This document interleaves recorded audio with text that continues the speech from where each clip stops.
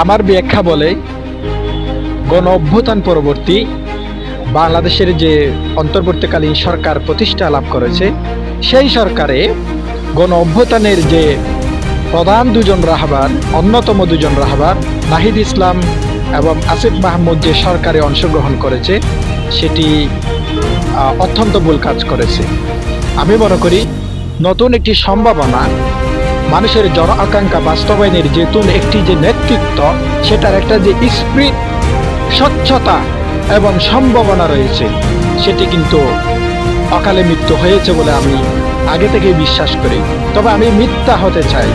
অর্থাৎ এই বিষয়টা আমার ধারণা ভুল হোক এবং আগামীতে তরুণদের নেতৃত্বে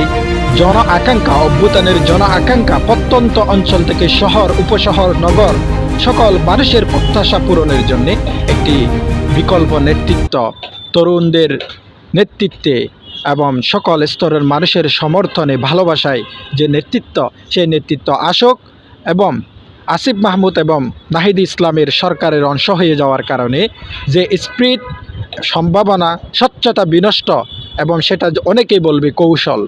অনেকে বলবে এটা কাইন্ড অফ স্ট্র্যাটেজি, কিন্তু এটা আসলেই একটি ভুল সিদ্ধান্ত ছিল। কীভাবে সহজভাবে কৌশলে এই প্রভাবকে দমিয়ে রাখতে পারে, সেটা আবার দেখার বিষয়।